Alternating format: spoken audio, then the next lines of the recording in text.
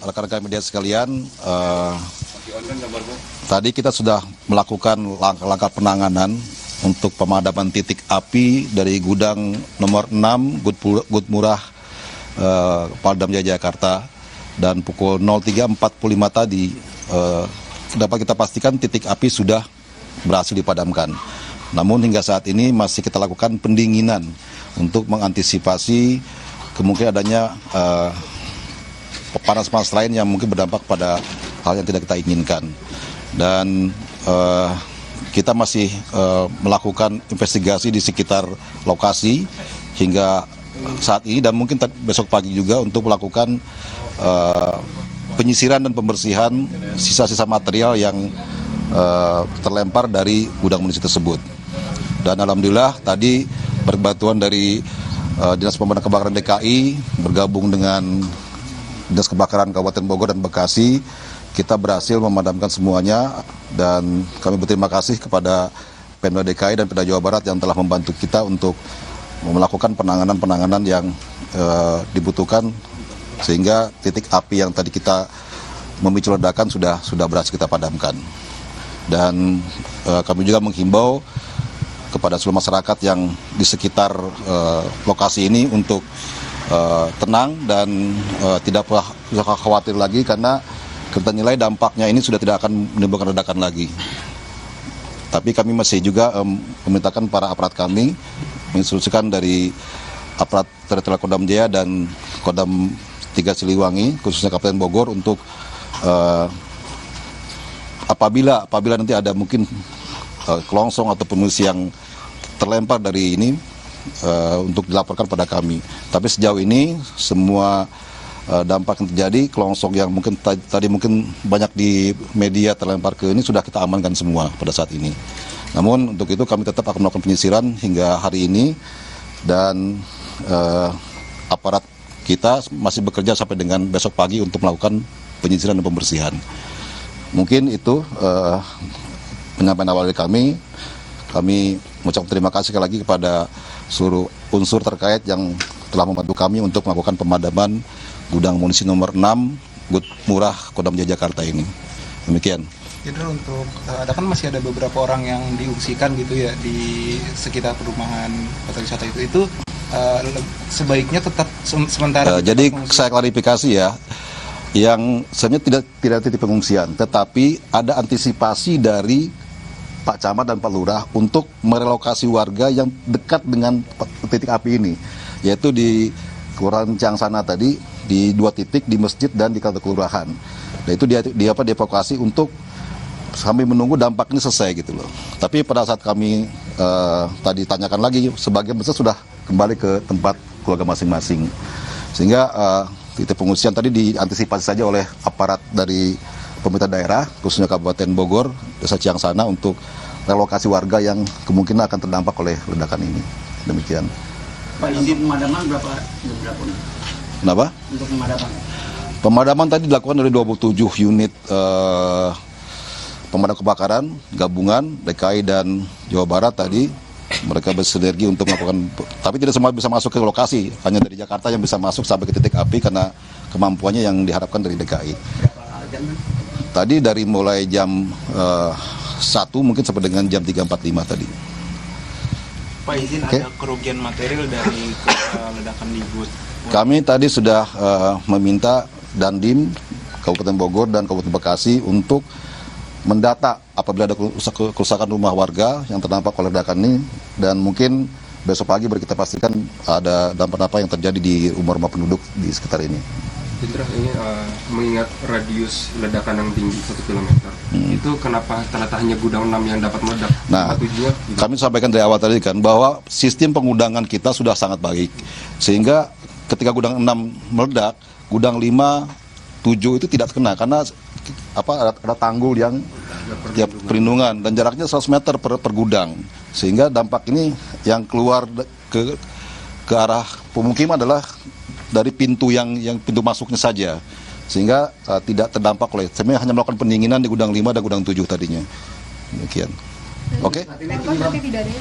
Alhamdulillah tidak ada korban jiwa sampai dengan saat ini. Kalau pemukiman warga, Pak, ada yang terdampak nggak? tadi saya sampaikan, ini sedang kita data. Ada beberapa laporan, tapi jumlahnya belum kita pastikan berapa. Ada yang atapnya bocor dan ada beberapa yang mungkin kacanya pecah atau apa. Kami sedang inventarisir oleh aparat teritorial di lapangan. Soal 15 orang itu gimana? Oh, itu hoax itu tidak ada korban satupun yang terlapor secara real di lapangan oleh aparat kami. Oke? Pak, ada kerugian dari senjata-senjata yang terbakar ini nggak sih? Nggak ada senjata, Mas. Munisi ya. Munisi dan bahan peledak yang terbakar ini. Oke? Bapak akan diganti rugi nggak? Tadi dari Pak PJ Gubernur Jawa Barat akan mendata dan juga akan melakukan pengecekan dan mungkin penggantian pada saat kami tidak bisa menjabarkan ini sampai sejauh mana, tapi kemungkinan ada juga. Tapi juga akan berkoordinasi dengan aparat kami yang mendata di lapangan. Penyebab dugaan awalnya.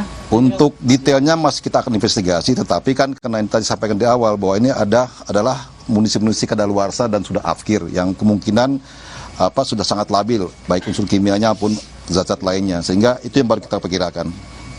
Apa akan ada pemeriksaan terhadap Tentunya pasti akan ada investigasi dari pihak TNI AD, tapi itu nanti mungkin kita lakukan setelah situasi aman. Jenderal, izin di situ sebelumnya ada yang jaga nggak sih, Jenderal? Ya ada, ini kan komplek pegunungan dijaga semua sebenarnya. Tapi pada saat terjadi ledakan kita sudah evakuasi semua.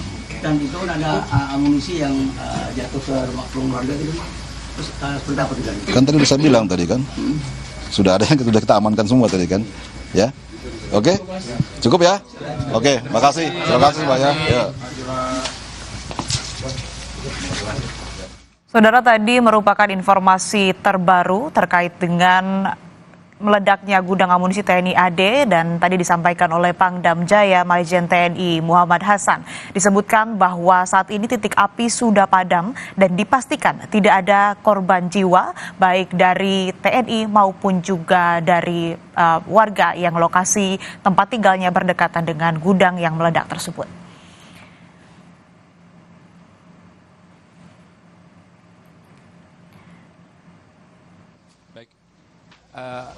Jadi malam ini sampai dengan tadi malam sampai dengan sore ini kita masih proses pendinginan, karena kalau dilihat dari konstruksi bangunannya memang perlu ada pendinginan lagi.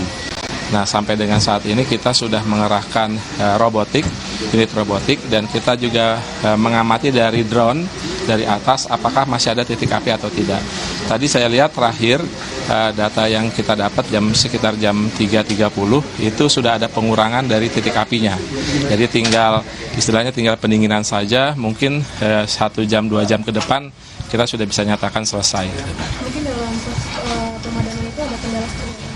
Kalau kendalanya memang kan ini bahan yang ya potensi ada ledakan. Jadi kita juga masih koordinasi terus sama aparat setempat, sama tentara di sini, dan kita juga melihat apakah masih berpotensi atau tidak. Jadi itu yang mungkin jadi kendalanya. Kemudian yang kedua, sumber air juga menjadi kendala, karena sumber airnya agak jauh. Jadi kita pakai sistem bukan statis tapi pakai dinamis, dibantu oleh Kabupaten Bogor dan Bekasi untuk bisa mensuplai unit kita yang ada di depan.